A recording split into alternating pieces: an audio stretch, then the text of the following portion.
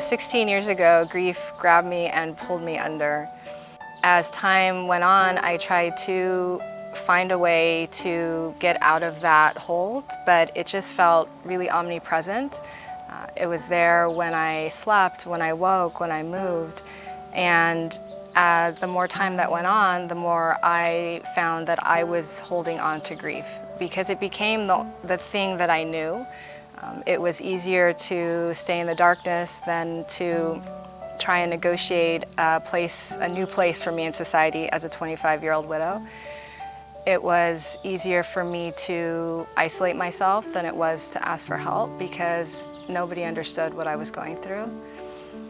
Everyone wanted to fix me, and for long stretches of time, contemplating ways to end my life was really the only thing that gave me hope. My husband Nathan and I had met as teenagers, and we got married in our early 20s.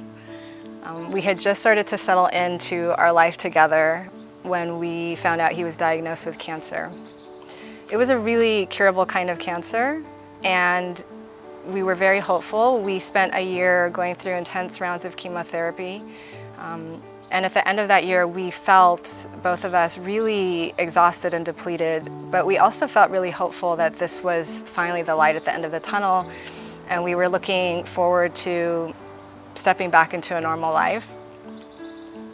On Thanksgiving weekend in 2002, I woke up one morning to find him unconscious down the hall. His breathing was restricted, and he had had a stroke. One of his chemotherapy drugs had caused a blood clot to form in his body, and the blood clot ended up in his brainstem. A few days later, he died. He was 28 years old. My project is called The Grief Practice, and it's a compilation of stories from different humans who have lost a loved one in death, parents, partners, children, friends. The practices section, part 2, is yoga and mindfulness practices offered in a really relatable and relevant way so that people can approach them from wherever they may be, whether they have a long-standing yoga practice or they've never practiced yoga. My hope for the book is on a human, individual level, that it will meet people where they are and provide comfort and support in even the most isolating and devastating parts of our grief, because sometimes words can go where no human can.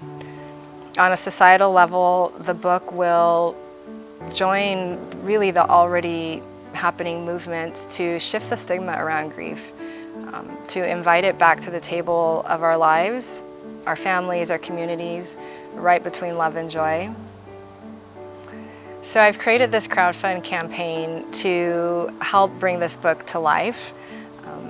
Your support is going to help print a first edition, and with that first printing, 200 copies will be donated to about 20 different hospices and grief support groups throughout the United States so that people who need and want this kind of support can receive it. With your help, I'll be able to print even more copies and really keep the conversation going and growing beyond our small communities and our country and give it a voice out into the world. I'm so grateful for your support and your help that is allowing me to give a voice to grief and to bring this much needed quality of awareness to the world of how grief feels for different humans in different ways, how we can support each other in our experience of grief, and how grief works its way through the body. Ultimately, grief is a practice of being human, and we will all get an opportunity to work with this tremendous experience in our lifetimes. The human in me sees and honors the human in you.